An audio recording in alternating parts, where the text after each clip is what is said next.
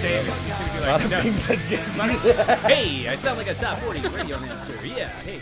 What's going on, guys? I'm J. Curtis Strickland. I'm Owen Conway. And you're listening to the Conway and Jay Talk Shit in L.A. podcast. And today, we have with us... Oh, I see this is okay. Okay. You don't have to introduce yourself. We have with us Alex Steele. There we Oh, the go. woman Alex who needs Steele no from- introduction. Right. Oh, yeah. From the Stella Adler alumnus. Why Yes. don't you tell us a little bit about yourself, Alex Steele? Cool. What you got going on? What I have going on about myself or what's going on? Both. Oh, no. Go crazy. I don't, I'm from Ohio. Moved out here about 5 years ago. It will be 5 years in we don't January. Need the whole backstory, okay? Oh, I'm going to give you everything. You're going to find out, like, what I'm allergic to. You're going to get the whole thing. She likes... Before we move any further, blood I like type. walks in and, my blood type. My type, social zodiac security sign. number. Security number, yeah. No, I'm What do you ask all our Briggs guests? Myers personality type is? There you go. Okay. Exactly. Yeah. No, I met John and Owen at Stella Adler Academy. Yep. What's that? Oh, it's a acting school. I don't know if you've heard of it. It's in Hollywood. Have you heard Shout of out it? to It's the only like the Adler. most famous. It's one. only the most. Yeah. Yeah. It's the best acting school ever. Yeah. It's Sure. only. And Sure. I think I've known John. How long have I known you? Since I moved here, probably. When About was that that? long. It was like 3 years? Yeah. About 3 years? Yeah. And I've known Owen of... Forever. I don't know. I think it was that first Light and Dark Places that I did. Okay. When Austin directed me and Oh, yeah, for Mitch Sinatra. and James. Yeah. Was it Sinatra? Yeah. It was Sinatra. No, it was the year with Sinatra. Yeah, if you guys don't know what a Light and Dark Places is. Yeah. Why it don't is you tell us about that? I'm a associate producer for, it's a nonprofit. It's called A Light in Dark Places. It's for suicide prevention and awareness. And we do a series of, it's now expanded, but it's a series of plays that we put on for 2 weekends during the month of September, which is like Suicide Awareness Month. Yeah, and it's a really, really, really amazing nonprofit that I've been working on for about 4 years now. And you just had a little musical event with that, Yeah, too. yeah, we're kind of pushing out, expanding, I guess, our art form that we're doing, and so we had a really awesome. It was Songs for Hope. A lot of people from Stella, but also outside of Stella. Yeah, and right now we're actually going through That was awesome. Yeah, I was there for that one too. yeah, you were there. It was nice. It was incredible. A lot of talent there. I was there. I made a Very cameo moving. appearance. Did you? Yeah, you Oh, did. yeah, because we did our premiere that night, That's too. right. And I didn't even remember that was going on. I was like, Yeah. fuck. And so I stopped by for I remember about that. 20 minutes. Yeah. Yeah, it was fun. Yeah, It was cool. Really cool little Yeah. space. Yeah, that was. It's really cool when you could find these like shared artist spaces in Los Angeles and you can use them for a musical event. Or we did the same thing with our premiere. We had it. It was like in this little loft, but the guy would rent out the space specifically for the purpose of screenings or parties or what have you, and it was awesome. I really like that about LA. I will say that there's so many cool, and there's vast amounts of them, and they're all different, like cool, like places where you can rent out the spaces and basically do whatever you want in them. Exactly. And use them for whatever purpose they need. It's Free really base, drugs. And functional. all, you know. Yeah, you can do drugs there. You have a You can rave. run I a think there's plenty sweatshop. of that on the streets. Sure. Of Hollywood Boulevard. I'm sure it would be better in an enclosed area, though. You know. Yeah, so more you're not comfortable. dealing with the elements. Yeah, of course. So so you're from Ohio. Yeah. What's your experience been like in Los Angeles since you moved here? You said you've been here for how long? It'll be 5 years in January. 5 years. It's Okay. crazy. 5 years. You're a baby. I am a baby. I'm worse. 3. 5 years though shows that you have the commitment because most people that- go that home is it. within a year. Yeah. Yeah. 5 years shows you're at least sticking it out. You're at least thinking of sticking it out. Well, Taking it seriously. It got to a point where I was here and I was like, maybe I'll move to Atlanta, maybe I'll move to New York, which is still on the table. I've been thinking about that lately too. I've been No, thinking but- about. I was thinking about that last night. Not New York. New York's amazing, but I couldn't live in New Well, York. it's so weird because New Mexico? I think Mexico, why not? Louisiana, Yeah. maybe. New Orleans. Antarctica. Let's just go crazy with it. You know. Well, I will say this though, and like it the was cold. kind of like Penguins? it was counterproductive a little bit, me like thinking that way, and the only aspect is because my mom was like, well, aren't you gonna, if you end up getting these jobs and going to Atlanta or New York for the specific purpose of maybe being a bigger fish in a smaller pond aspect, yes, it will get you jobs, but what, you're gonna sell your apartment, which you have a pretty good deal on, which is crazy. Yeah. And a good deal is that's not It's crazy expensive. Yeah. And also, like, you're just coming back out here for work. What, and you have to start over again? Yeah. So it's a double-edged sword. It sucks. The thing with going to Atlanta, and I'm from the South, so, you know, I did a lot of work in South Carolina and Georgia, and it's like, yeah, you're a big fish in a small pond, but what's your goal? What's your goal ultimately? Do you want to be a background in a Marvel movie, or do you want to be, you know, a principal player? Right. You well, know? it's a conundrum, yeah, because you should go where the work is, right? But at the same time, I mean, they're casting all the here. principals out of here, and do you want to go there and do non-union work? I mean, in some cases, you're not allowed to. Well, you even get that in LA. There's just a way bigger pool of student films at the USC, UCLA. There's a bigger artist community. People from all over the world come here to try to make movies. Yeah. Right. I mean, this is the place. Oh, when I lived in Ohio, one of the first things, so I didn't start acting actually until I started at Stella, like for real. Why don't you tell us about that story? Because you briefly touched upon it whenever we did the podcast when we were talking about Out of the Furnace. Out of the Furnace. Yeah. It's so weird that we're talking about Out of the Furnace because I watched it like a month ago again with a friend who had not seen it. Oh, really? And I got through half of the movie. That's what I was going to say. I don't think I can watch it again. I'm so disappointed because I got through half of the movie and I was like, the first 15 minutes are what made me say it's my favorite movie. And then it kept going and I was like, oh, you don't love this as much as you used to. Like, and then like I started thinking about what other movies have affected me and I talk. I feel it changes. It's like who's your favorite musician? What's the music you listen to every day? Do you listen to the same shit you listened to in high school? No. The same. Yeah. I mean, maybe for a nostalgic kick when you're hanging out with your buddies or whatever. Right, but even you listen to it and you just think about memories. It doesn't really like. Yeah. It doesn't really. It doesn't connect to you as So you know we. Yeah. Yeah. No, and then I like. We age out. We're all gonna be listening to Yanni before long. You know, I never thought I would listen to anything new agey or like weird and shit like that. You're down with Yanni? Not Yanni, but Yanni I don't want to go that far. Brian Eno, like I love some Brian Eno. Like you just put that shit on and just go and hike up to Griffith Park. Oh, it's good for meditation. It's amazing. Shit. Yeah. But you know, can I like value meditation and practice it while at the same time acknowledging that makes me a totally cliche LA douchebag? No. Okay, I can't. Wait, I can't. No, I'm sorry. No, you can't. I want you to. Can. I think I want to have. She's saying it doesn't. Always. It doesn't. Yeah, no, it's a good I think thing. it totally does. But whatever. Cliche LA douchebags are happy. It's better than being a cliche Hollywood Boulevard drunk, miserable. You know, it's true. Yeah. But I will say this with meditation, I think it's kind of like the veganism thing that if you're not like shoving it down people's throat, it's cool. Like it's fine. It's like who does that? Oh, says that. I did not read your shirt. It's obliquely the vegan so shirt. Jay's wearing Earth a shirt Crisis, that says Animal Liberation. You know, I will say you've never verbally pushed veganism on me. Read that. What does the back say? Unnecessarily killing is unjust. Don't let your outrage for injustice end where your selflessness begins. I mean, it's a very great. It's a lot of words. It's a lot of words. Do you find people squinting at you as they're walking by? I've seen people give me the stink eye, but then I've been at the gym and like I've had like dudes that wouldn't look like they would be vegan at all come up to be like, I like your shirt, man. Are you sure that it's the stink eye, or are they just trying to read the shirt? Because there's a lot of words. That's pretty good. I don't know. Because I know me, you know, I'm in public. I want to read everything. Somebody else was wearing a shirt with a lot of text on it the other day, and it was a girl. I can't remember. Maybe it was a week ago. Anyway, and I was staring at a shirt. Yeah, exactly. I was legitimately trying to read her shirt. You're honest. I swear to God.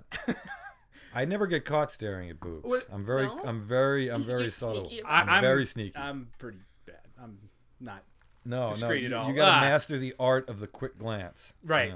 Yeah, you got to do it. And the side glance. Boop. Yeah. One time I was walking by a Starbucks and it had like a glass, the glass front, and I was checking this one girl out, and I was like, oh, she's pretty attractive. And as I was walking by the glass, I saw her turn and look behind her, and I was like, oh shit! I saw a reflection. Alex, yeah. We're being total pigs right now. No, that's good. You're being respectful though. Like, I don't know. Like... honestly, I feel like women have a sixth sense. They can tell when they're being watched by a creepy dude, even if they don't see it. 100%. Yeah. 100%. Interesting. Women can feel men just staring. Period. That happened to me literally 2 hours ago. Whoa. Like you can just feel it. You want to talk about that? No. Okay. No. I thought it might have been a good story, but No, I don't think it was bad. No, it's not bad at all. Actually, it's just one of those things where like it's not bad. It's like your Spidey sense. It's a Spidey sense. Yeah, it's for sure. definitely. And it's funny though, but sometimes I'll have people say that someone was looking, and I'm like, oh no, they weren't. Like I didn't feel that. You know what I mean? So I don't know. Maybe it's just Jedi. women. I will say women are really intuitive. Yes. We know when something's not right. Like we know. Guys, I don't know why they try to lie, because like women are so their first instinct is usually right. You can't win. I've found that this is a little bit of a generalization, but it's a good generalization. Yeah. Just working with different people as an actor over the big spectrum. When I work with female actors, they're usually better At acting, and they're a better teammate, and there's less ego. Okay, interesting. That's not to say I don't love working with. I'm looking over. It's not to say every guy I've worked with has been an asshole. I'm just saying, like, in the numbers, women tend to be better actors, I think, and I think acting is intuition and instinct and getting, Why do you think that using is? the emotional instrument. I don't know. It's just what I've experienced. Women take to it quicker. Take to it. Not all of them. Okay. Come on. Let me comment. Like I said, it was a generalization, but Yeah, I was talking about this the other day with the girl that I'm seeing. I feel that the creative process, it's a right brain process. And right brain process is typically, that's your arts and your, creation. I kind of heard all that right brain, left brain shit was bullshit. Oh, really? That's what I heard. Okay. Yeah, From who? I don't know. I just hear things and then I repeat It was a them. Facebook. But typically, things that tend to deal with logic and order and structure come from the left brain, and those attributes are attributed to males. And then the right brain, creativity, arts, passion, things like that are typically attributed to the right side of the brain, which is also Typically, the but female also side, that as they was say. like, I think it's in there with the myth of that we only use 10% of our brains. Well, we don't. We use the entire fucking brain. 10% is like the, I don't know where they got that number from, but apparently it's total bullshit. Really? Yeah. What was that movie they did where she could use 100%? of the Lucy, brain? Scarlett Johansson. That was a cool movie. I didn't see it. I didn't see it either. What? It's really surprising of both of you haven't seen that movie, because it's kind of feel like it's up your alley. I didn't like his last movie with De Niro and Michelle Pfeiffer. I thought it really jumped the shark. Was that Luc Besson? Yeah. Yeah. What's the director's name? Luc Luc Besson, Besson. Luc Besson. who did The Fifth Element. It was The Family. Oh, okay. I think it was him who did The Family. I'm pretty sure. Anyway. I suppose I could look it up, but it's kind of fun not to. Well, we got off Just on let the ignorance hang in the sidetrack though. air. Whenever Sidetracks are good. whenever she did the Out of the Furnace review, this was funny because I actually consulted Fletcher beforehand, and I was like, bro, let's troll Alex. Oh my I said, gosh. let's tell her that we hated the movie. You dogs, you. And How that dare we you. just thought it was a piece of shit, and that and I was trying to like respectfully like understand when they were telling me that, I was like trying to be respectful and be like, they have the right to their own opinion. Like that's pretty rough. we planned this all ahead of time, and like she comes in there, and just really went into the movie, and she was like, oh, okay. She couldn't wrap Kind of her elaborate. head I around was like, it. and I was trying to think. I was like, so are we gonna finish like this entire podcast with them just like ruining this? Like, Am I gonna have to sit here and listen to Sit these and two assholes complain tear about my apart my favorite favorite movie? I still got it on Google Drive if you want to hear it. Oh, so, we gotta put yeah. some clips at least. Yeah. But it was a lot of fun. It was yeah. fun. I tried listening to that podcast. I can't hear my voice. It's a thing. You Oh, get used really? to it. You get used It to took it. me a minute, and then Well, then get out. I did finish. Yeah, I'm just like. The best therapy is to shoot yourself on not shoot yourself. Shoot yourself with a camera. Shoot some footage of Yeah. yourself acting and try to edit it, because you're gonna pick up on all these little ticks, all these little things that you do that you don't like, Right. and then you can get rid of them. You can Yeah. neutralize them. It's something with public speaking. I always say, like, I don't want to point anything out, because then when whoever's listening to it's gonna pay attention to it from Right. now on. So I'm not saying what Like it a is. zit on your nose. Yeah. I got a zit on my nose. No. Oh shit. You do. You And do. then you just Damn. keep staring at it. Yeah. I have a big, disgusting mole that I hate, but I've gotten used to it. That's I'm gonna put a picture up on the video here of my mole, and No, I'm don't gonna do draw that. a circle around it. Oh, we're doing it's a video? No. There's no video. Oh. I'm like, they're filming. I'm No like... video at all. believe me. Completely caught off guard. In again. about 30 minutes, we're all gonna look sweaty and tired and miserable. So Yeah. nobody wants. So, you moved here from Ohio. Yeah. What do you feel like you appreciate about Los Angeles versus Ohio?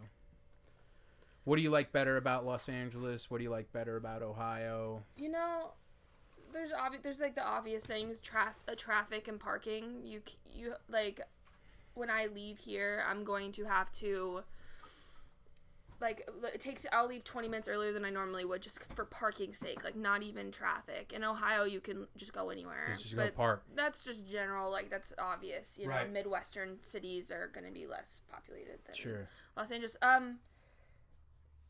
You know, I don't think it's dislikes and not liking and disliking it. I think what it is what I have in common with I have more in common with LA than I do with Ohio. And that took me a long time because I remember being like, oh, I'm never going back. But it's not that. It's not like I hate it or anything. It took me 10 years to get to where you're talking about. Really? You did it in 5, so Yeah. you're ahead of the game. Yeah, it was one of those things where I appreciate it for what it is, and when I go home and see my family and my mom, it's nice and it's comforting, but I almost get stir crazy being there for longer than 3 days, and I don't know what that is. I feel like when I go back home, and it's not that when I have conversations with my friends who I've been friends with for almost 10 years, very, very long time, more 15, and these have been lifelong friends, and we get together and all we talk about are people. And I find that conversation to be, and I love talking to them, and it's great, but and for like a long withstanding time period, it almost gets more exhausting than people. You mean like drama? Not drama like even, but gossip? not gossip, but the past. We talk about the past a lot. Yeah. And so not people necessarily, but the past, and that tends to have to High like school shit yeah. and old relationships. Yeah. Remember when? Yeah, remember when, or even just like, hey, how is that person doing? Do you remember this A, this person B? Mm-hmm. Like, can you believe like this? And again, it's really nice, and I go back, and it's almost like I can just not mindlessly kind of do things, you know. But then after a while, you're like, I need to be. Have you had a high school reunion yet? No, we had our 5-year last year, and I did not. 5 year? 5 years. Yeah. We had You guys must be I'm close. coming up on my 20. No shit. Yeah. Really? I didn't go to the 10. I'll go to the 20 if I'm, if I can pull up in my Porsche with I my feel you. supermodel girlfriend. Yeah, tell you them gotta all have to go something to fuck show for themselves, yourself. Otherwise, it's just pointless. Not all of them. There were some cool people in high school, but for the most part. No, we had our 5-year. I didn't go. I wasn't home. Sometimes I especially during. I go home for Thanksgiving every other year, and the time that I do go home, it's when we go up to Toledo. So I don't even really. Getting crazy, huh? Oh, Toledo. No. Do you guys get a sense when you go home this fear of getting trapped there? Yeah, that might be it too. This idea that you're regressing, you're going backwards. Because I went back home and lived there a couple of times. The longest patch being in Arizona. Yeah, I was almost to that point. In 2010. I got to tell you, it was the most worst year of my life. Surely. It was the worst year of my life. I've had a couple scares, Yeah. definitely of being like, I need to be financially stable here is really, really difficult when you're not consistently working. I mean, yeah, the idea is that you're not going to be financially stable. You're going to be worrying about money until maybe one day you won't. Here's what Right. I don't understand. Because I do a lot of courier work, and when I deliver to certain Postmates and stuff. Yeah, when I deliver to certain places, I'm always like, surely this apartment is $3,000 a month. Yeah. What the fuck do you do for $3,000 a month? What do you do? It's Well, a lot of shit now people can just do from home on their laptops. but engineers and marketing executives. Yeah, they're good God, some marketing strategist or it's the something. birth of it's the hub of the entertainment industry. well, do you here. guys There's realize billions that of dollars coming in and out of people this town. don't live in LA unless they have a reason to? It's one of those things. You think so? For the most part, For the most part, I think it's I think a lot of people wouldn't be That here also if they might- didn't have like if they didn't grow up here. That's a separate thing. But I mean, if I didn't need to be in LA, the amount of I would probably maybe like. I'd probably be here for a little bit and then travel more, but it's more of like, even if I'm going to Chicago this weekend, I'm already like, what if I miss an audition? No. What if I have something that comes up and I'm not there for it? No. Right. Which I get, will severe happen every anxiety. single time. Yeah. Every single So time you're you almost leave like town. in this like What bubble here. What I don't understand is when you encounter people here that are not from here, but they live here and they're not involved in the entertainment industry. It's I'm almost like, memorable. I like it. why? Well, you know? it's the job opportunities, man. You know, there's a lot of money here. There's a lot of money being spent. There's a huge restaurant culture in LA. I just A lot of you can make Given good. the- given You the can co- make really good money at say 2 to 3 shifts at a restaurant a week. you probably you make could- better money than trying to be in I mean, entertainment. Honestly, Well, maybe, yeah, maybe probably, they're there's no smart. probably about it, sir. Yeah, maybe they're smart. Who knows? They Yeah. are. I mean, I It's remember hard to get reading. a job just even serving in LA. It is. It's almost I've hard to had do that more than luck acting getting. work. I I've tell had you- more luck getting acting work Yeah, than I have I'll getting tell you what. restaurant work. I'll tell you Yeah, what. it's insane. Because I was actually, you know, I'm sick of this courier shit because it's for the birds. Like you don't make Right. any fucking money at it. Do you get tips with that too? Because Here's the I thing. always get like those things like, do you want to tip this person? Here's the like, thing. Do you tip? If you use I usually do. if you use Really? DoorDash, do not tip them. Okay. And here's why: is because your tips are being used to subsidize the driver's wages. So what they do is they'll pay the DoorDash will pay the drivers $1 per delivery, and then whatever's on the tip will make up the rest of the wage. So you think you're getting a decent, you know. Wait a minute. So they take the tips out of the wage? They use that to make it like a decent like delivery.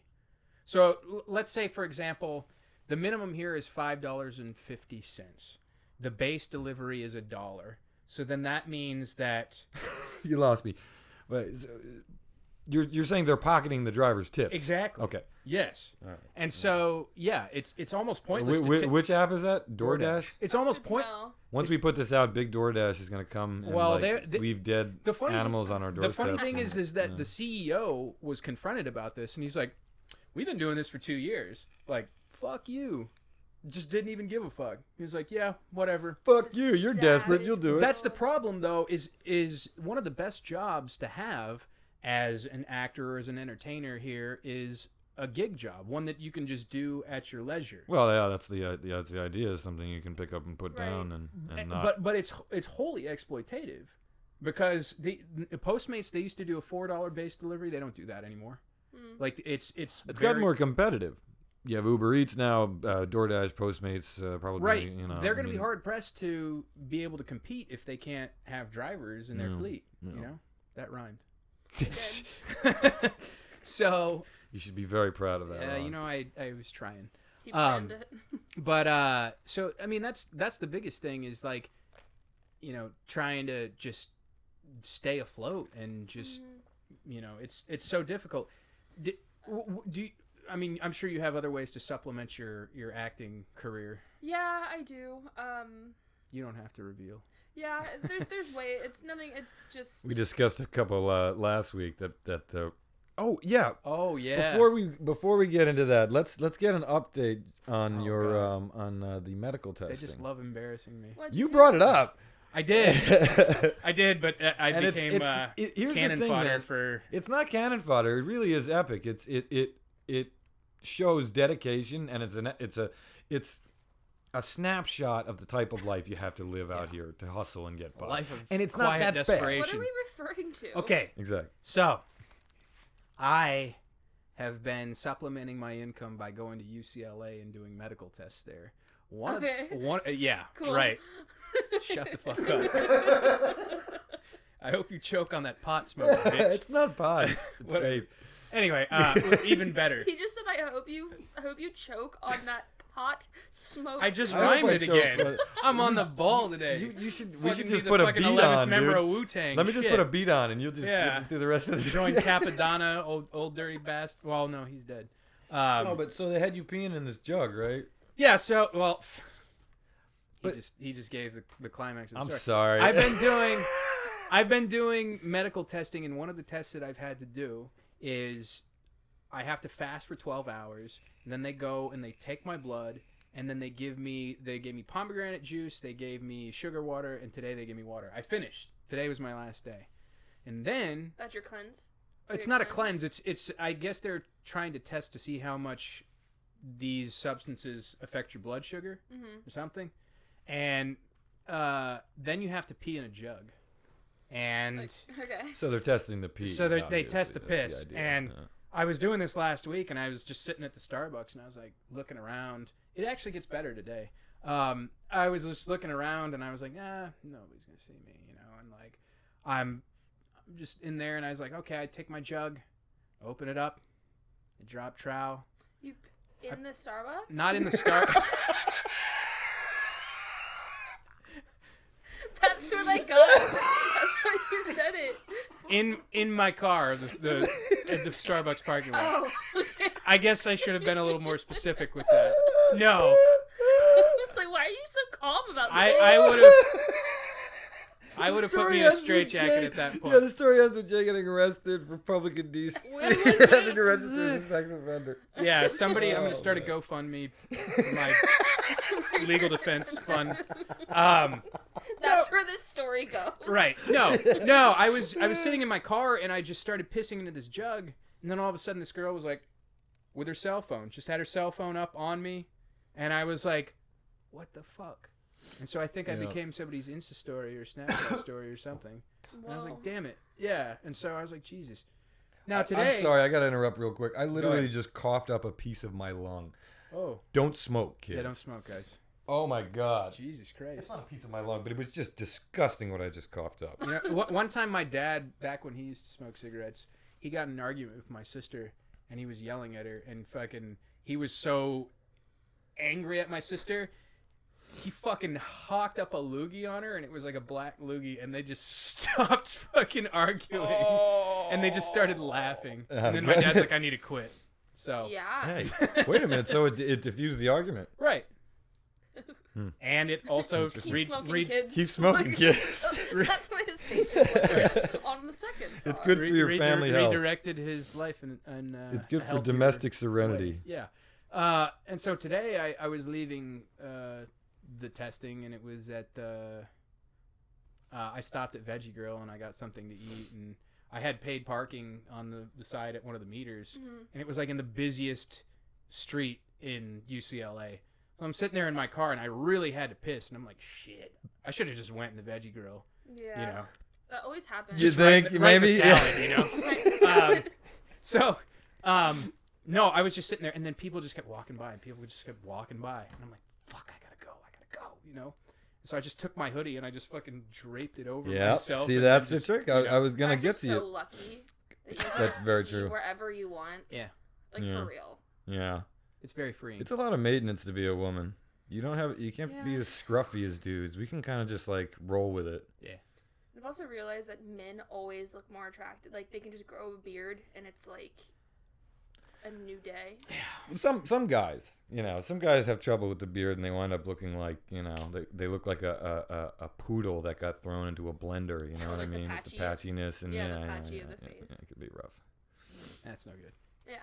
Yeah. Oh. So that's what I've been doing. So it supplements my income. Yeah, I was watching this. I'm going to change the subject for a second. Go ahead. I was talking about this last night with someone. So I was watching. No, it's great. You got to do what you got to do. I agree. Exactly. I was watching this interview last night because Once Upon a Time in Hollywood comes out. Right.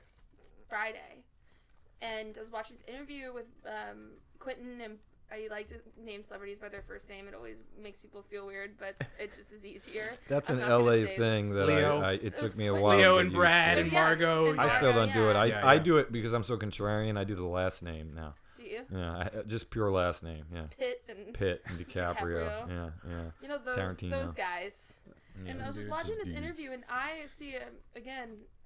I need to learn more about directors. I never realized, I didn't know that Quentin was only planning on doing 10 films. Oh, yeah. And so, I found, during the interview, he mentioned it last night, and I just got so upset.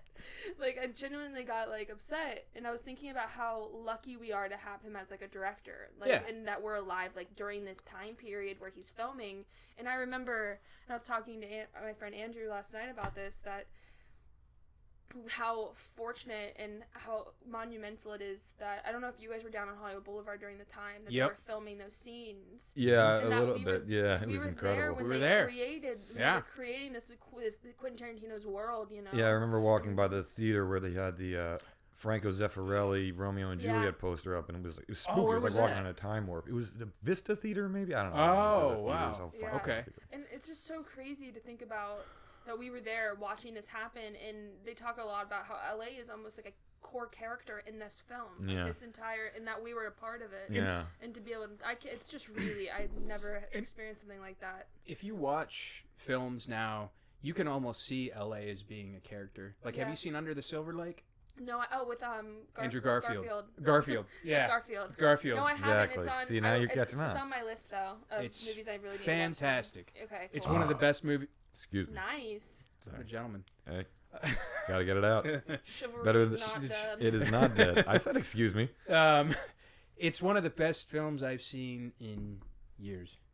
Really? Easily. Yeah. Under the Silver Lake. Under the Silver Lake. Yeah. I've always liked Garfield as an actor. Takes place in He's Andrew to me. Your buds. Yeah. Your buds. You You know have what him I in said your. earlier, my friend Andrew. Right. Oh, it was him. That's right. Oh, is okay. that is he who the guy who was texting you? I get mistaken for him a lot. I was in the Taco Bell parking lot one time. They're like, so one guy was like, "Bro, I don't see that. I don't see it. Spider-Man like that, you know." I don't see it it's at the all. red hair. You know what? Andrew Garfield's not a redhead. He's got dark hair. He's a redhead. He's got brown hair. Maybe it was Tobey Maguire that I got mistaken for. Maybe. Definitely. I don't see either one. No. That's okay. you don't look like anyone else. That's true. We look exactly like Bill Burr, but that's cool. You're Bill Burr with hair. Oh wow. Bill Burr is bald now, though. You're Bill Burr with hair. I do see Bill Burr. But Bill Burr's awesome. Hey, fuck Philadelphia and your fucking pinstripe, candy stripe fucking uniforms. Hey, all we have to do is, I think if we do your impression of Bill Burr and a video on you, we could probably get away with saying we had Bill Burr on the podcast. I wanted to be a stand-in for him, but he's like 6 foot. Is he that tall? Yeah. And he doesn't have hair anymore, so it doesn't really matter. You could carry around an Apple box to auditions and stuff and just stand up. No, Under the Silver Lake, it's a really good film for the acting experience because the lead character is an actor, and I was this is my life right here. Right. You know, just everything that he dealt with in the movie. I was like, yep, I've been there. And it's such I get weirded out when I see that in movies when it's too close to home. I get uncomfortable. It almost gives you like a sense of anxiety because it's so relatable. Yeah. But do you have films like that? Do I film right off the top of my head? Right off the top of your head. That you feel like... No! Answer now! Sorry, I'm kidding. That you feel like you could have easily lived in the world of that film. Yeah, I'm sure there is. There's a lot of like... I tend to just see like... If I see films that are super relatable to me, less of me maybe living in that world. I'm trying to think. They haven't really any type of like authentic high school movie like growing up. Like I kind of could relate, not to that extent, but definitely like.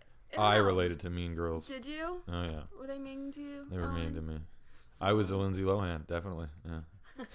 Catty. I turned out like Lindsay Lohan too. Okay, that's Not quite. I can think the first one that keeps coming to mind is like She's got money. Bird-esque vibe. Yeah. Like, there was always.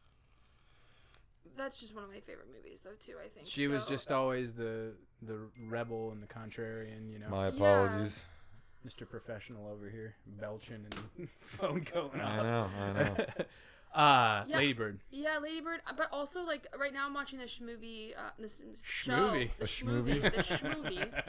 I'm watching this show called Euphoria on HBO. Oh, yeah. Oh, yeah. I saw the big little girl ad from Spider-Man, right? Isn't she Zendaya? Mary Jane, or does she just look like, okay. It's one of my favorite show I've ever watched on TV. Really? It's amazing. HBO makes quality material. It's really good. It's really good quality.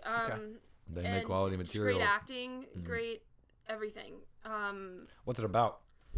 So that's what kind of. So there's a lot of like, I don't want to get like into too much detail, but there's a lot of like, not me personally using, but like the drug, like in Ohio, and especially like people doing like a lot of drugs and partying, especially in high school and in college. Yeah. And it's about a girl who has who's addicted to drugs and then goes to rehab and then comes back out and still kind of using, but she like and it's about basically her like high school life and her like a group of people, and each show's they're all connected, but each show is mainly about each character. So like one show is about Zendaya's character, another one about her friend, but it's all about. Reminds me a little bit of that British show Skins. Skins. Yeah, it does kind of have a Skins quality to it. Yeah.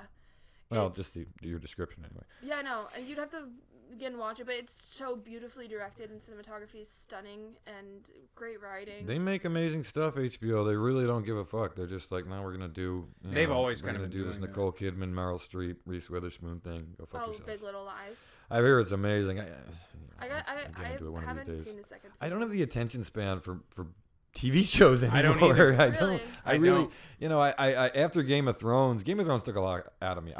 I was obsessed with that fucking show. Yeah. Obsessed. I would go to sleep at night listening to the audiobooks. Oh my gosh. Insane. Okay. You win. It was insane. I just kept going. It was like this rabbit hole. There was no bottom to it. And then it ended, and I'm like, those last couple of weeks, I was just like, please, God, get it over with. Get it over with. I still haven't really digested it. That's how I am with Star Wars now. Yeah, and I mean, well, what did that? It's I'm reaching the end of my fandom age, I guess. Just the idea of getting so wound up, and if I was that obsessed with my own material, it would be really good. It'd be getting produced. You know what I mean? Right. Why don't I channel that stuff in a direction that's not, you know, going to turn me into a toxic fanboy? Right. I think sometimes it's what's the word I'm thinking of? It's where you get too much of something and then you get burnt out. Yeah. You know. And Definitely burned out on Game of Thrones. That will happen though with me with middle of TV shows or something where like I still haven't finished Lost. Like I watched a bunch. Also, Lost kind of. I didn't start watching it till earlier this year. I didn't finish Walking Dead. I apologize. I got really far in I got like into the 6th season, and I was like, I'm done. I don't find zombies that interesting. Oh, see, I do.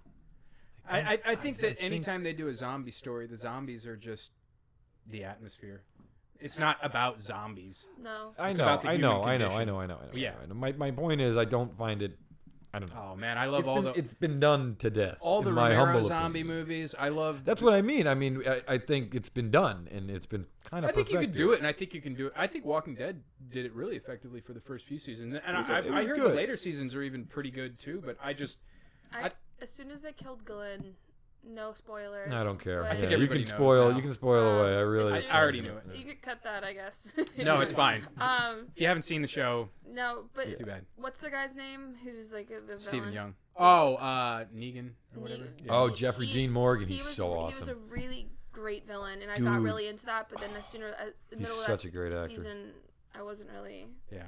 He's a really good bad guy. It was crazy. I find that they're a little patronizing with the cliffhanger stuff. It's a little, I don't know. I see the seams is all. And look, they're all due respect to them. They've obviously, you know, it's a franchise now. They've got a couple of shows. They do the, you know. Fear the Walking Dead. Yeah. You know, is that still on? Yeah. Yeah. Wow. I was surprised. I didn't think anybody watched it. And, you know, it's launched a lot of actors and everything, a lot of writers and stuff. And good for them, and it's worked for everybody. But zombies, I just don't find it all that. See, I love all the old Romero zombies. I love Dawn of the Dead. For me, Dawn of the Dead, Zack Snyder's Dawn of the Dead is fucking awesome. That's the best film he's ever done. Yeah. Well, the one from early 300. 2000s? Yeah, with Ving Rhames. Yeah. I don't know. 300 was really badass. I fucking love 300. No, sir. I love me some 300. I think Dawn of the Dead is way better than 300. 300 was just fucking I liked gratuitous. 300 a lot. I mean, it's all right, but it's 300 was really cool. I don't think you really watch it for the acting. It's it's fun. It's a bunch of dudes. Yeah, a bunch of dudes killing a bunch of other dudes. Yeah, a little bit. No. I always. It's machismo. It's a little like Predator. Yeah, I could get that. Who's I'm gonna butcher. I don't know the names of like the king that was like on that huge throne. Xerxes. Yeah. Oh my gosh, that scene. Yeah. It's just so beautifully done. Like just like the makeup and. He was making a movie like visually based. Well, he was based on Frank Miller's comic, but the visuals were the vases, the Greek vases, in that style. You know, very overblown and drawn out and dramatic. And I thought it was bad fucking ass. Everybody tried to ape off that movie though. It was like a watershed movie. It's like the Matrix. Yeah, it got the first Matrix. You know, the imitation kind of dilutes it after all that time. How do you keep your peace in LA? Keep my peace. Yeah. What do you do? What's things that you'd like to do to decompress? It's so hard in LA. Isn't it? I recently, I'm gonna be honest, I haven't always done it in the most healthy ways, going home and having a couple beers and stuff, but sometimes you just got to do that to some aspects. But then earlier this year, I started having an outlet. I started doing CrossFit. Yeah. And so I would say that anyone, if they're listening to this and they're coming to LA, you are going to need to find something to decompress and to let go. And mine's been CrossFit. I think it is a good place to find that. You do have the health culture out here. Very much so. The fit culture. It's almost more of a culture than anything else. Yeah. It's that no matter what you do, everyone's like fitness or health. Yeah, CrossFit, I do have like my, I also say that make sure you have like, this is so ridiculous and it's going to sound like a 12-year-old version of me, but I've also found that like always make sure that you like clean your house, your room. Like, I know that's actually very mature. It's I make my bed every morning. You should. And I know, and it's like just this aspect of like you complete. Yeah, again, it took me 12 years to learn that. 12 years. It's a thing because people don't pay attention to it. Right. But with if my room is chaos, it's like your thought my processes, thought processes. For sure. And then when you come home, you're like, oh, my bed's made. Like I can like sit there and like unwind. Yeah. I think that's really important. There's a book called Make Your Bed. It's by this former admiral in the Navy, and it's essentially just saying that's where everything starts for your day. Right. You make your bed, and that's the first thing you get accomplished that day, and then that sets the tone for the rest of the day. Right. Yeah, absolutely. No, I still can't really do it. I still struggle with the sheets and the mattress because sometimes the sheets don't match the mattress, and sometimes I don't know. I just have a problem with it. I'm sorry. Hey, everyone decompresses in a different way. Right. All right, my friend. It doesn't decompress me to get frustrated at the bed. It compresses me. It compresses. I'm feeling compressed. I'm feeling compressed. I think we should take a break because it's so hot, guys. Yeah, let's do a little break. We'll come back in a minute or two. Yep.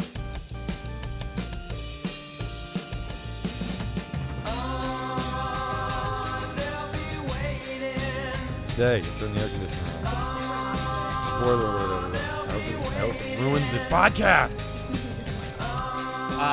So what else you guys on? Well, I don't know if I told Owen this the other day when I saw him, but I'm in Three Sisters. Oh. Yeah. Who are you playing again? Natasha.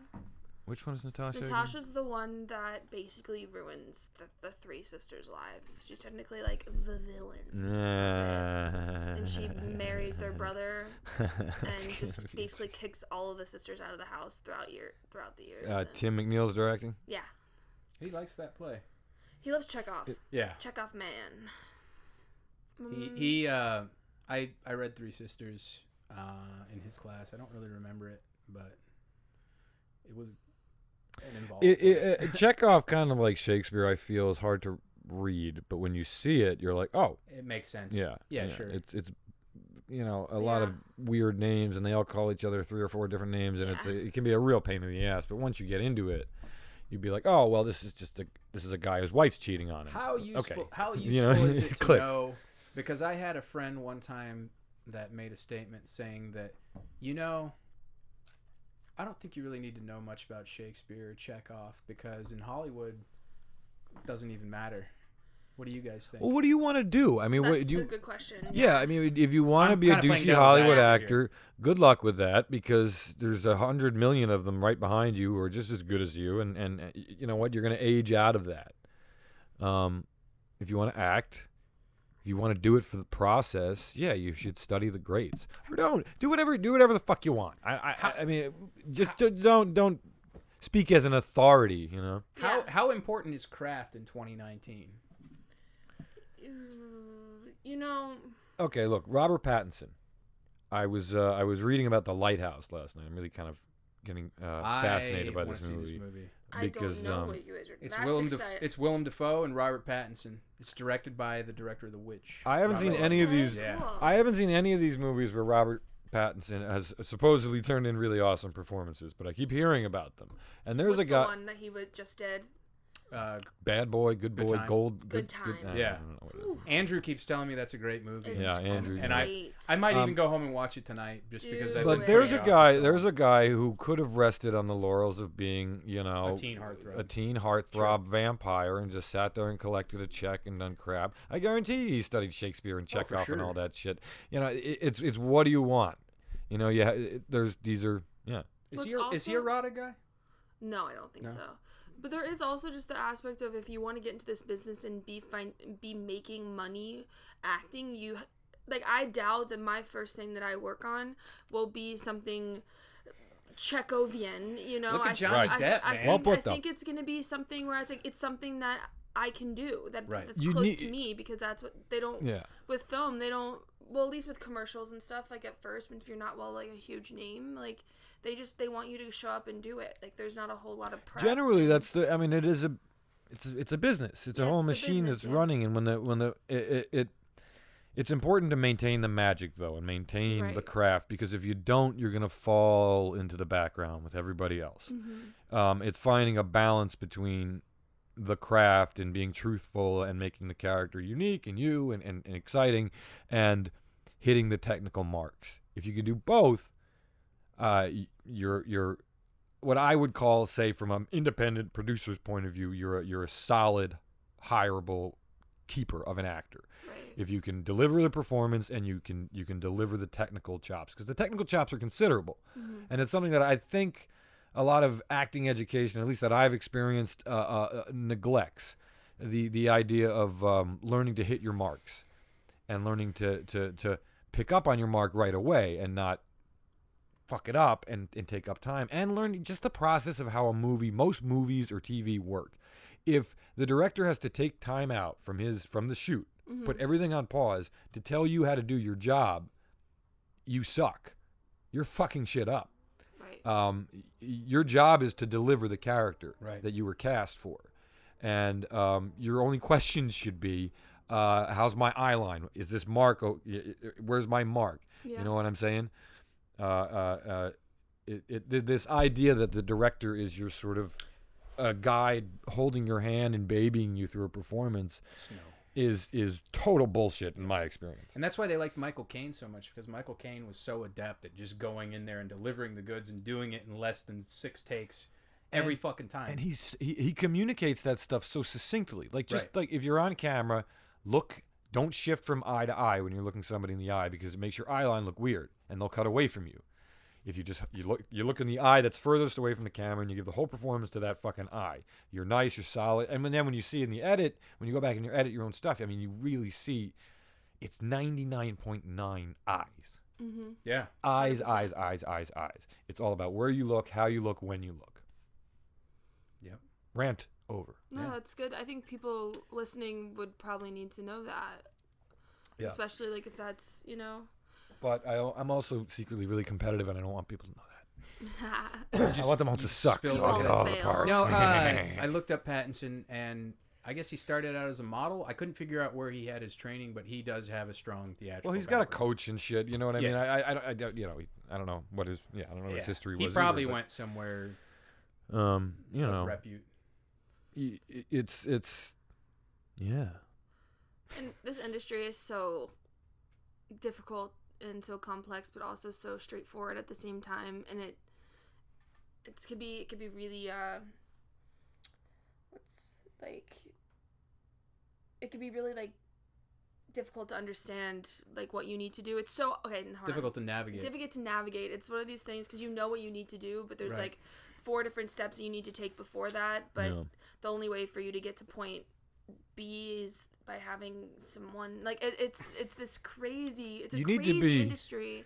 It's the old catch-22 of you need more experience to get hired, or you need more fame, let's say, to get hired. But how do you get the experience, and how do you get the exposure? Yeah, you get hired. You just gotta have someone to believe in you. It's the old and you gotta just keep at it and stick around. It's a persistence game. That's what I keep telling myself. This is a really interesting podcast because it's almost like a time capsule, because we don't really know we're at this point right now and I know in my career, personally, I'm not speaking, I don't want to speak for everyone, but that where we're kind of like looking for like where it's a transformation period where like we're not really sure answers to things, but like we know what we know, and just to be able to listen to this in like 10 years and be like, wow, look at how much more I learned. Do you know what I mean? Boy, I hope so. I really hope so too. I was thinking about that on my way over here. I was like, I can't wait to listen to this in like 10 years and be like, listen to her think that she knew what she was talking about. I don't feel like you're coming off like that at all. No? No. Oh, good. No.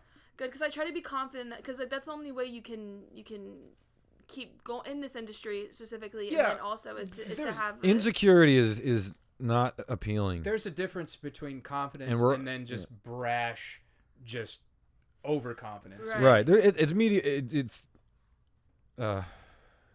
medium. What's the word? Medium. I don't know. That show with Patricia Arquette. Yeah, my aunt wrote for that show. Oh, really? Yeah. I want to hear a bunch of your aunt's stories. Moderation in all things is the word I was looking for. I need to just have a thesaurus open on my computer when we do this, because I can't think of words. You just hear the little typer like. Or listen to podcasts. I know the That's words. One of the most useful things if you do a podcast. Just listen to other podcasts. Yeah, I listen to so many podcasts. I love them. I gotta listen to Bret Easton Ellis. I will. I definitely will. You'll appreciate it. They're addictive. Do you feel like you have learned anything since you've come out here, as far as life skills, as far as craft? What do you feel like you've taken away from your whole LA experience? My whole LA experience, I think one of the major things I learned is that there's a bunch. Wow. What do you think's the most transformative thing that you've learned since coming out here? I learned that not everyone's gonna like you, and that's okay. That was a big thing for me. To be like, how could everyone not like you, Alex? Seriously. I don't know. It was something where it's a valuable lesson, and sometimes people hate you for no reason. It's weird. You know what I mean? Yeah, and that's very much in casting and in. It's not that I'm even like I'm saying that I'm like reciprocating like negativity. I'm not negativity, but I'm reciprocating people not liking me, because I'm sure. But like when you want someone to like you, like they could be unbothered, like you want to be seen. Sure. And sometimes people don't see you. Right. And that took me a while to be like, why don't you see me, Because again, though, growing up like in Ohio and like going like, I got a lot of attention and it was something when I moved here. It was a wake up call. It was also another huge thing was that to learn kind of to be alone. Oh yeah. To kind of push on that more, because my entire family's across the country, but you seem like you have a pretty good like friend base, That's because that's important. That's what I created with the community at Stella, which is if anyone moves out here, find yourself a community. Yeah, it's very important. It's without that. I'm a you're black sheep lost. around there, so I'm like kind of. You're still a part of the community, though. Yeah, it's weird though, but like still I'm the flock. Yeah, you're of the flock. Yeah. If I have anything to say about it. That's a good. I would never call you a black sheep of. I think a lot of that's in your head, bro. It could be. Yeah, but I don't know. I feel alone a lot of the times because I'm older and I don't get to be around that crew that much. So they're kids, man. They're boring. I mean, look. No. I'm even talking about just like the older, like. I mean, yeah. People are cliquey at acting schools. It's a thing. People are cliquey, and naturally speaking, I was never really into the cliques when I was going there. There was a group, and I was kind of always. I mean, I had friends and stuff, but it was. There is the group. I was never there, like, you know what I mean. And there are and anywhere you go, and in any sort of social group, there is like, the ones that are like it's not even like an elitist thing. It's just the people in charge, the POCs, the politicians. Right. And I mean, it what the Adler provides, most importantly, is a community and a little family there. But I mean, just logistically, it provides a stage. Sure. It provides a place to act. Right. And it's right there on the boulevard. I mean, it's the Adler's, you were talking the Adler about... was changed my life. I don't know where I would be without well, the yeah. Adler. I mean, I feel like I didn't even really... I've been acting since I was 7 years old, and I felt like I didn't know anything after I came to Stella. I was like, I had to really rethink my whole thought process as far as craft was concerned. because I was learning all these bad things and bad habits, and I just like. Sorry. There he goes again. It's okay. Just like Yoda, it's like where he says, "You must unlearn what you have learned." Yeah. You know? So that's what I had to do. No, Yoda's wise as fuck. Yeah. It's a wise man. So, yeah. As an aside, it's a great resource. And Yoda's not a man. What is Yoda exactly? They never really. He doesn't have a species He name. doesn't have a species name. Are you a Star Wars fan? She's like, is that the one with the Enterprise? No, I know of Star Wars. I just wasn't. It's That so wasn't your weird. thing. It wasn't. I love Star Trek. I'm a big Do Star you? Trek fan. But I do.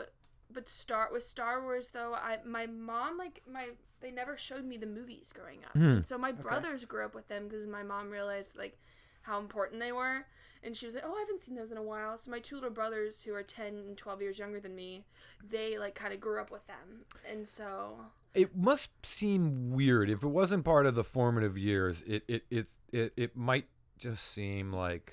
That's how I feel with Harry Potter. Oh my god! Because I didn't grow up with Harry Potter, fucking and Harry I just Potter. don't. You give got to a read shit. those books, dude. I'm telling. I read them as I a was grown ass 20 man, and I whenever was they like, came these are out, though. fucking. That's good. why I was Great. like, I read them when I was 27, and they're still They're good great. books. Yeah. Okay. I- But let's. Do you ever think about this? I'm sorry, I don't mean to. Go ahead. But my little brothers, speaking about them, I think it's so crazy that their like Star Wars is Is Harry Potter? the Marvel Or Marvel, movies. yeah, a little bit. Oh yeah. Like my brother and talking about like it's actually bonded us even closer than we already were because Yeah. and we were pretty close, but like it's so monumental in Yeah. their life. Like I think about that and it's like how cool to be 10 to like 18. Like these movies are coming out. It's been going on for a decade. It's now. got to just blow your mind Yeah. as a Well, kid. I was seeing going to what they- rewind Mhm. back to because we were talking about Tarantino. Yeah. Tarantino is talking about helming a Star Trek project. I heard that. Yeah. Yeah, I did. that would be someone reached fucking out to me interesting. today earlier, and then the interviewee last night, interviewer, Yeah. talking to Quentin said something about Star Trek, and he kind of like pushed it away real He's fast. still not 100%. You think that might be his 10th movie? That might be his last No, I movie. think that I don't think that's gonna be. I don't think that's gonna be part of his 10. That's a way you to know? go out. No. So what- he's gotta they do would I be heard something. he's like- gonna do Kill Bill 3. What it is like somebody gets Definitely. phasered and his head Everyone's- explodes, and you're gonna get full on graphic sex scenes. Is and, there a and- sign on my ship that says "Dead Klingon Storage"? Because storing dead Klingons ain't my fucking business. Does Captain Picard look like a bitch? Yeah. He's bald. Wait, He's so you're old. He's white. He's British. he drinks Earl Grey. Does he look like a Earl Grey. bitch? So you're a Star Trek fan. Of which series have you seen, or what did you like? So I didn't grow up watching Star Trek. You like a casual fan? I'm a casual fan, Okay. but I've seen a bunch of the TV show. Like I used to like watch them every once in a while. So OG but- or Next Generation Probably Next Generation. with I'm with assuming. with Patrick Stewart. Yeah. Yeah. Yeah, I've seen those, and then also I like the You movies. gotta watch Deep Space Nine. Is that That's the series that came right after Next Generation. mm-hmm. Some of the writers from Game of Thrones were on it. Okay? It's the best television I have ever seen. I'll check it out. It's I love Star amazing. Trek. That's where they really started to do this multi-episodic storytelling Yeah. too, It was- because that was kind of unprecedented in TV at the time. I mean, they did The it serial storytelling. right. They was- did it, yeah, but on yeah. a much smaller level. But Yeah. like, if you missed an episode of DS9, you might not know what the hell is going on because they would have these arcs that would continue for just episodes. Which was very and risky. episodes. It was extremely for risky. television at the I'll time. check it out. Initially, the show wasn't well received because of that, and so, but it picked up more steam in the later seasons, and once they brought it to Netflix. Okay, cool. I'll So you definitely check it could out. binge it, and it's the first 2 seasons are a little slow. It really starts to pick up around the 3rd season. Mhm. It's fucking phenomenal. I highly recommend it. I think it's the best Star Trek ever. Okay, cool. Yeah. I'm excited then. It's something I knew I could watch. Yeah, Definitely down. I'm looking forward. Have to you Once guys Upon a ever Time. thought about how much of our life we spend looking at screens? It's almost unnerving. It is unnerving. Just looking at screens. It's how much of your life is staring at a screen in one way or another. Maybe that's what Stanley Kubrick was talking about with the big monolith in 2001: A Was Space that a Odyssey. question? Question because nobody responded to it. No, do you know what it is? Because I was literally deeply thinking about. Can you imagine our grandparents and like how much I wonder My grandfather. How much is the my world? grandfather worked at a movie theater. How much That's the world cool. has changed since they were our age, and how much the world's going to change when we are their age. So it's been crazy how quickly we've. It's terrifying, but also kind of amazing. I mean, first of all, we're going to live a lot longer than them. Generally. As weird as it sounds, I think that we're also stronger than previous generations, like mentally and physically. Physically, I think we are. I think we're more immune they had to diseases and probably shit. a lot Yeah. more shit to deal with. Yeah. Like as far as quality of living. I don't know. Mentally, though, I think we're being overstimulated. We're in a transitional period as a species, and there's some wacky side effects that go on there. I think. Yeah, you're probably right about that. It's. Do you have to depart us now, Miss Alex I'm just Steele? gonna look and see how far what the maps is looking like. If you gotta go ahead, it and is. go, It is I four. would and recommend going. That's Yeah, rush hour but- right now. Damn. So yeah, I would. This is a lot of fun, guys. Yeah, amazing. always. Alex. Thank you so Seriously. much. I love interacting with you, and I love. Same. I think it was great that whenever you came onto the first podcast, That I was like, fun. You were one of the first people we thought to have on here. When I was like, who could we have on here? And I was like, let's have Alex. Because Thanks, you wanted to come on the last one, and I was like, I think that was one of the rare times when because we had to like beg people to come on. We were like, you want to come on a podcast? Oh, I just don't know. I think it's gonna, and really in the back of their mind, it's like it's gonna kill my career later on. Like they're gonna hear People. this shit. Everyone's afraid that they're gonna say something stupid that's gonna come back and haunt them. So. Well, I think it's just be a good person, and don't say shit that's like. Or be prepared for the consequences. Be prepared for the consequences. Everyone. Be prepared to have something you say taken out of context. Yeah, it's that, but I don't think that happened. No. Here. Yeah, and I mean, sometimes it's overestimating the amount of people who actually give a fuck. You know what I mean? Well, and I think like I said, when I came on, this is how. I mean, I'm 25, and I can tell you guys what I know and like what I've been through, but like other than that, like.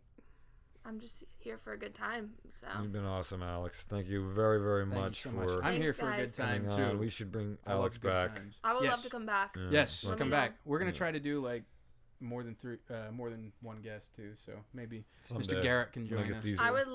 Let's do it. Yeah, get Andrushka up in That He would would here. be love fun. that. He I would got love this. that. I've got this next to my computer now. Aw. Yeah, this It's is our youth. for That's- those of you who can't see, which is everyone. That's the flyer from This Is Our Youth. We did a production of This Is Our Youth at Stella in Hollywood last year, and it was fucking epic. It was great.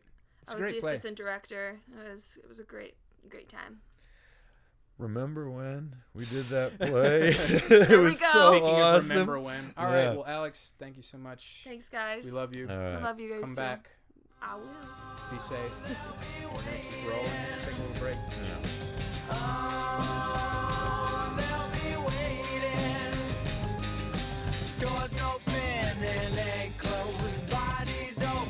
We are rolling.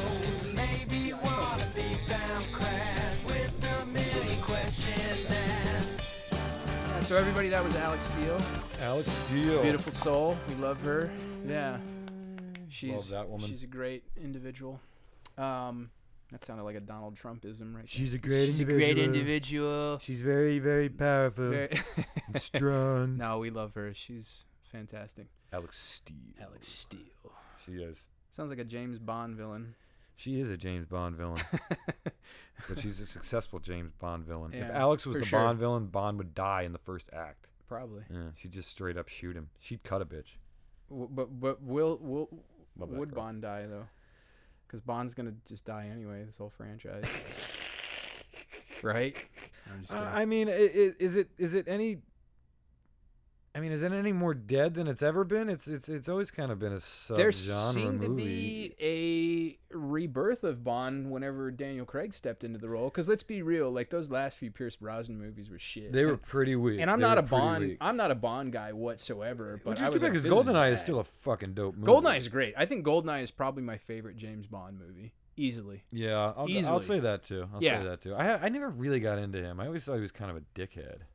The thing is, I think Indiana Jones is like the American Bond. Right. And he is much more He's relatable and accessible because he has flaws. He gets beat up a lot. He still gets a lot of the same perks that James Bond gets. They just feel more earned. Right. He gets beautiful women. He gets to travel the world. He's cultured. He gets to he's fight bad funny. guys and beat 'em. He fucking beats the shit out of Nazis. He does. And Always but punch Nazis. he sometimes gets the shit kicked out of him. And that's almost analogous to real life, to where, yeah, not everybody's perfect.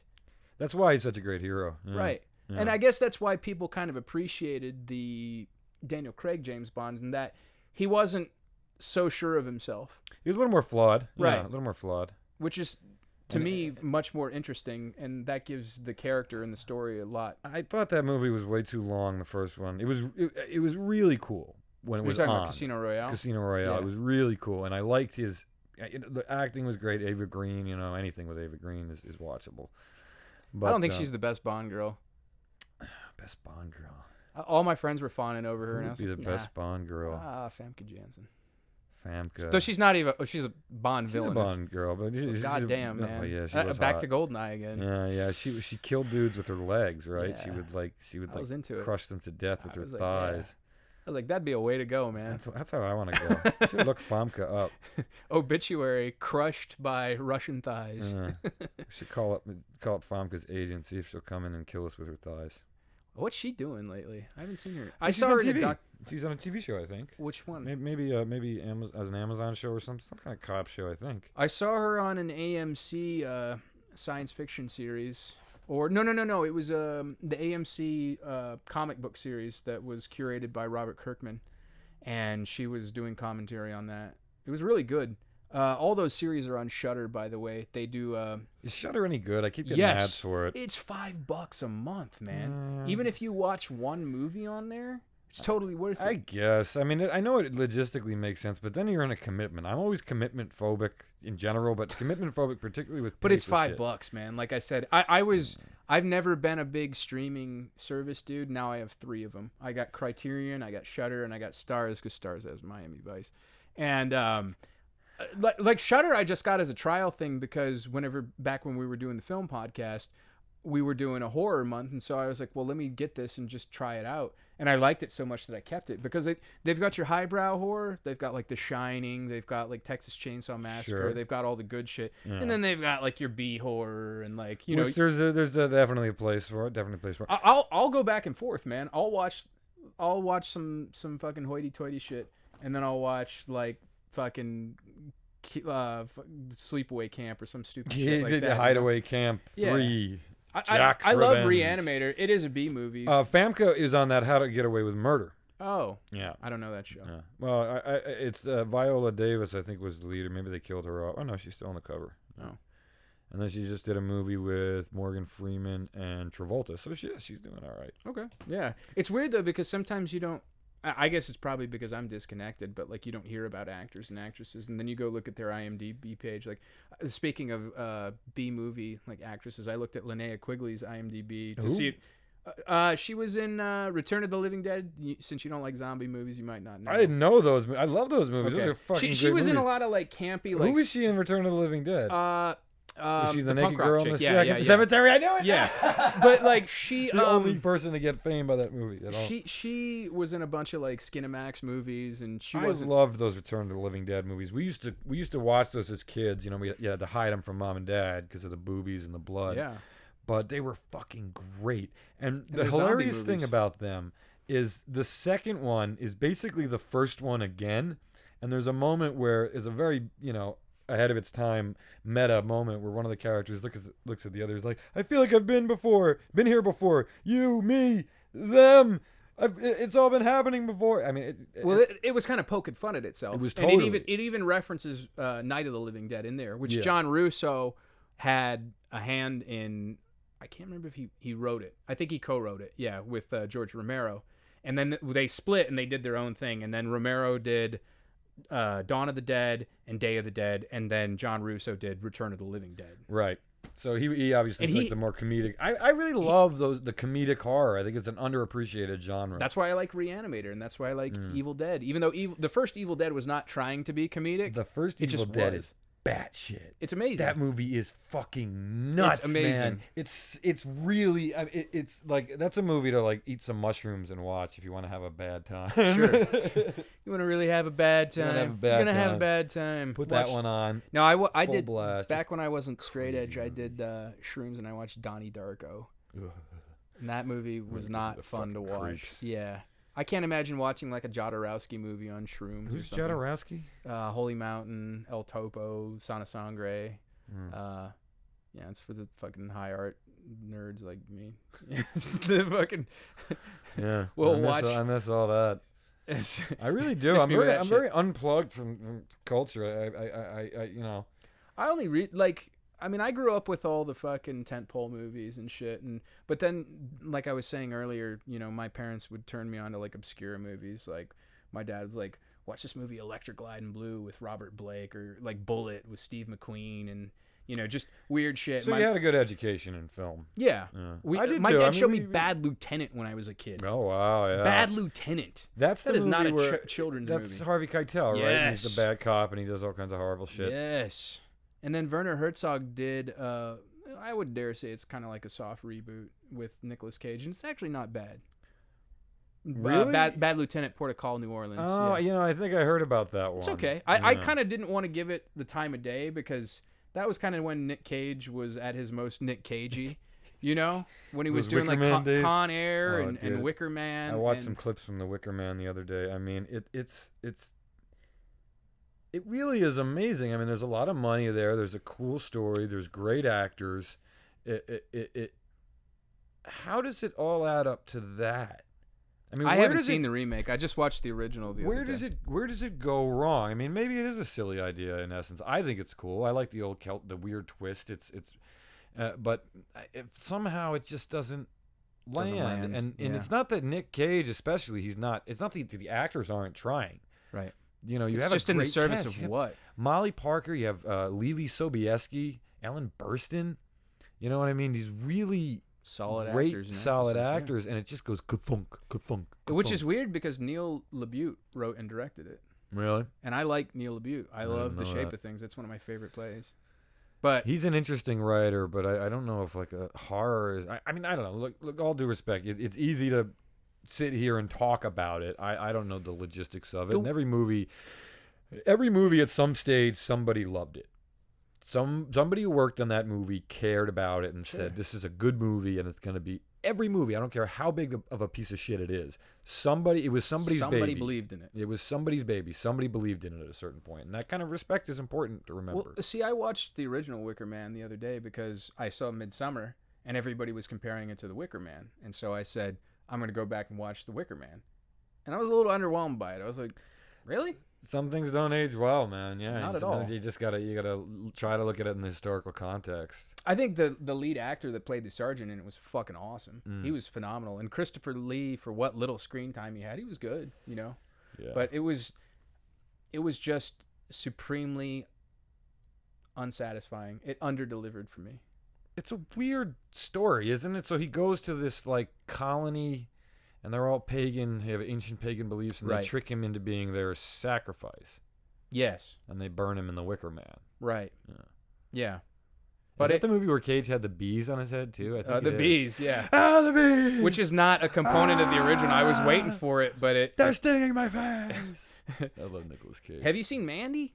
No, I'm dying to. Dude. I'm waiting for it to come on Amazon. That's another reason to get Shudder, is because it was a Shudder original. Shudder, yeah. And that's the first place I saw it, and I wish I'd seen it in the theaters. I still haven't seen Suspiria. I just got around to The Witch. The other night I finally got around to watching The Witch, which is if you get Shudder, there's a bunch of Argento movies on there. You'll fall into like a rabbit hole, man. Like I watched, because I'd only seen Suspiria years ago, and I was like, this is really good. That's probably one of the best horror movies.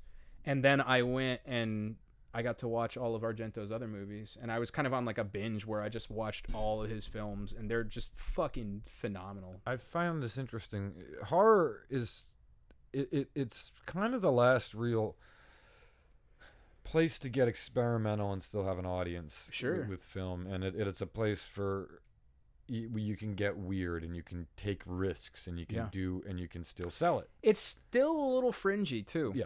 It's still not really that accepted by the mainstream, and it's been around. But wasn't it Hereditary? I think last year got a Best Picture nomination. No, it didn't. Hereditary got no love from the Academy, and it should have. And if you watch it, you'll see why. Because Toni Collette fucking crushes it in that. She's an amazing actor. She should have received some sort of Academy Award nomination for it, but. Well, what was this? So it was Hereditary, and then is that the same guy who did Midsommar now? Yes. Okay. And that girl, Florence Pugh, is fucking phenomenal as well.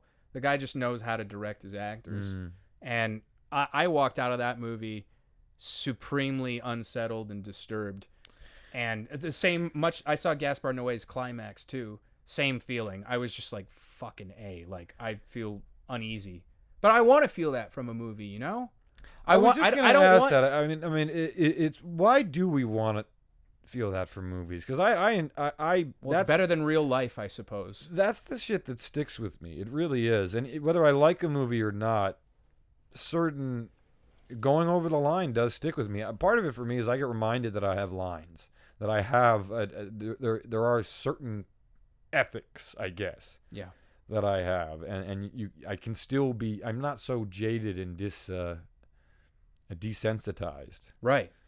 Because, and I think that's an important place for it's an important function for horror. Well, I think it's important to know that with all these tentpole movies and franchise movies and whatnot, we're getting a lot of just passable movies, and we're so conditioned to just believe that this is acceptable. And it bleeds over into the new content too, the TV and stuff. Like, I mean, there's a lot of new content that's good, and it should be better than it is. I'm not going to get into specifics. It's not to say that those movies are necessarily bad too. Right. It's just like I can watch a lot of these franchise movies and I can be like, whatever, you know, fine. Yeah. It's not the most ideal way that I would have spent $18 or $20. I enjoyed I went to see Avengers was it Avengers 4? Was that so did I, yeah. Endgame in the theater, and it was awesome. It was totally worth the price of admission. Yeah.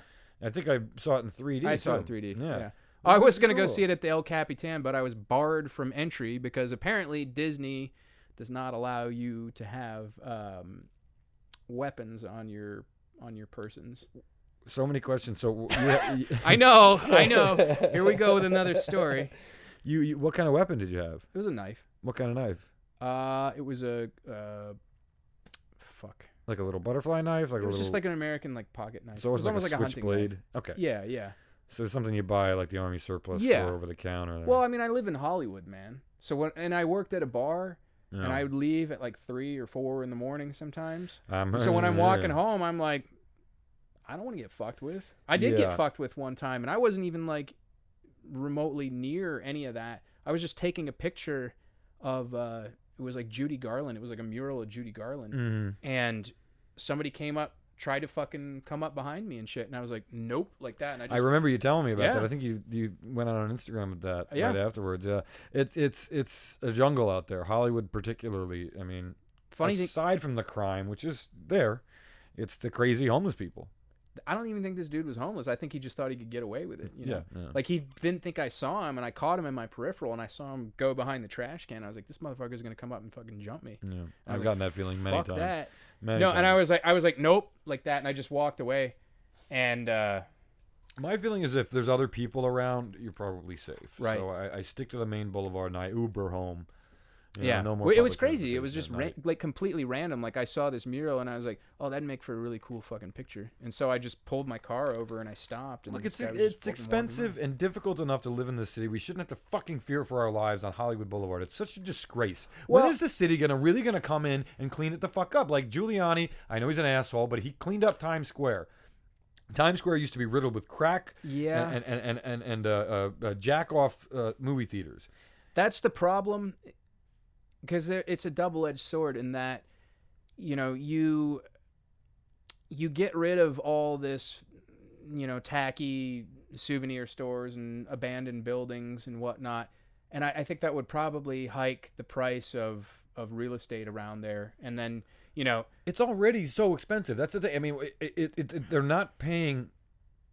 It's not a bargain. I wish they would. I'm kind of wondering why they don't do it themselves. It's one of those rare scenarios. It's when you live there, you're like, gentrify this fucking place, Yeah, you know? dude. Like, get all this People come fucking from- riffraff out of here. People come from all over the world to Hollywood Boulevard. And when they come there, if they have an experience, and if it's a negative experience, they go back to Bulgaria or wherever the fuck they come from. They tell all their friends and neighbors, whatever you do, don't go to fucking Hollywood That's the Boulevard funny and spend thing your is, money. like, why does people keep coming? Why don't I they don't know. know? I don't Like, know. what? You figured the internet would have destroyed No Hollywood Boulevard shit. by now. But- apparently business has not been as good as it's been on a decline over the last It's few because years. you've got like the guys that report to Lord Humongous out there that are fucking just like fucking savages, you know? Yeah, And it's you like, really do. And you need the security guys. You know, God love them. They're trying, but they're understaffed and underpaid, just like the cops. right. And what they a lot ought of to them do- are like cops part time. Yeah, too, yeah. You know? What they ought to do is turn it into a promenade like 3rd Street. Oh know, yeah. Shut it down. No more cars. Turn it into a promenade. Then Oh, you have- like like 3rd Street, 3rd where- Street in Santa Monica. It's basically a block or two. yeah. I know. What Block you're or two. talking It's about. just it's an outdoor mall. yeah. You turn it into that. You control it. You clean it up. You have the guys out there spraying it every night. No more homeless people. None. You cannot sleep on the sidewalk. You get arrested. You get pulled up and It should physically be like removed. that everywhere, man. I hate to be like sound like I'm lacking compassion, you know. Fuck them. I'm But so sick of it, dude. I'm so sick of it. well, you know, it's funny because, you know, guys will come up to me, they'll be like, "Hey brother, can I get some change?" And I'm like, "You know what the difference between me and you is?" And they're like, "What?" I'm like, "1 paycheck." Yeah. You know? Yeah. That's it. Yeah. That's You very know? true. It's very look. I feel for that, but look, I've been in the homeless situation too. Yeah. I'm out of it through a mixture of Well, you just have to fucking want luck to. and, Right. and my family's mercy Yeah. and but also my own fucking hard work. I think if you I never want slept something in the badly street. enough, you can have it. I think it's just, you know, a lot of them just get into this groove of complacency and to where they're essentially subsidized from begging to be able to facilitate their drug habits. Yeah, You know? and just it's not the guys who lost his job and is trying to get on his feet. There are programs out here to help you get off the street, to put you to work, to get you clean. You can get free health care. You have to want to, though. Medical. That's the problem. Physical and so, yeah, exactly. But it shouldn't be an option to just I just live in a public place now. It should be illegal. You should be physically removed. That's from the biggest park if problem. you're Like sleeping there at walking night. down Las Palmas, where I'm like, these guys are like holed up here with tents and stuff, and I'm like, bro, Yeah, you this can't is just, gross. yeah, You you know? can't just walk over to a place that you don't own and decide, I live here now. Why doesn't the city enforce that though? I don't know. Good question. Where's all these tax dollars going? Where's all the money that they're extorting from people with their parking ticket scam going? Oh God, I certainly- just got another one the other day. Motherfuckers. Yeah, They're that's such essentially what it scammers. is. We was talking about that. It's an extortion scheme. It's a total extortion scam. Yeah. And they pocket all the money. Clearly, it's not going to cleaning the streets up Or- or getting these homeless off it or patching fighting up crime. potholes. Patching the potholes. You know, I remember seeing, it was a hot day a couple of weeks ago, a fucking naked homeless guy. His pants were like just below his, it was just, you couldn't see his dick, but you see pubes and ass. And I'm looking at him, I'm outside the train station, and I'm looking at the cops. There's 4 cops standing around, just Yep. chatting. Just not And I'm doing like, anything. they're not going to do anything. The homeless guy literally walks up to them, and they ignore him. He starts talking to them. Naked homeless dude. Little kids walking around. Yeah. This fucking, it drives me absolutely up the wall. Yeah, I think Hollywood would definitely benefit from some sort of overhaul. I mean, I don't know what Giuliani did out there. I guess he basically gave them all bus tickets out here, motherfucker. Well, yeah, that's part of the problem is that you got the metro and you got the bus lines that run through there. You don't have that in hire a place more like metro Beverly Hills. cops. Hire more metro cops to make sure you can't get on it unless you pay for it. Maybe You they know? just don't give a fuck. Like maybe they just want to kind of squelch Hollywood out of existence or something. I doubt that. There's a lot of money to be made there, and people are losing it. Which is weird because look at how many abandoned buildings you got there. Maybe if just enough businesses move in, then they'll force out all the fucking shit. You just need Why to. the fuck you need like 10 or 20 different fucking t-shirt shops there? Get the Yeah, fuck out of here with exactly. that I mean, shit. look, I really feel the city needs a homeless task force to deal with the homeless problem by any means necessary, other than obviously murder or Right. Illegal imprisonment, but through a combination of offering options for health care and and residential and all that, and literally physically moving these people. You get, guys who work as a bouncer at night. Hey, Right. here's a day job for you. You go in here, you put on some rubber gloves and a mask, and you physically fucking remove the homeless people. You move them a block away, and you say, if you come back, you're gonna get Be arrested. like Brian Dennehy in Rambo. I mean, you just move them, pick them up, and fucking move them off Yeah. Hollywood Boulevard. And I know they're all, but if you keep doing that, eventually they'll. I mean, I don't know. That's at least a short-term solution. Get them off the boulevard so that Right. people can make money. Yeah, that's the that's the problem too. Is that a lot of people just don't want to come because it's. And I don't fucking blame them. Yeah. I don't want to go to work. I don't want to go into Hollywood. I had to used walk to down- love Hollywood. I don't even walk down the boulevard. I fucking live there, and I don't even walk down the boulevard that much anymore, just because I'm like, this is gross. The only reason I do is if it's at night, like you said, and I don't want to get, because the side streets are the really dangerous spots. With Las nobody, Palmas is one of the most dangerous streets Yep. in Los Angeles, Yep. which is so weird because it's like you never see anybody there, and then it's like maybe that's why. That's why. That's why. There's some kind of like dark spot there. You know what I mean? Yeah, it's crazy. People I used lying to on used to walk girls home from the Adler, and they're like, "Oh, I'm parked on Las Palmas." I'm like, "Let me walk you." Yeah. Park on Cherokee next. Yeah. Well, it's just It's just fuck. bad. I mean, really, if Take you're the- take if an you're a Uber. woman and you're parked in Hollywood and you got to walk to your car late at night, fucking get an escort. Yeah. like- And buy mace if you're a woman in LA at all. yeah. That would be my suggestion. No, I think that I think that Hollywood could be just a bastion of great things again if our city actually, and maybe this is a call to actually go and maybe appear at like a city council meeting and be like, what are you guys doing to like curtail this problem? Because Yeah. I mean, as citizens, we I mean, have I that would go- right, I would and go, I'm yeah, sure. considering even going and just being like, I live here, and this is madness.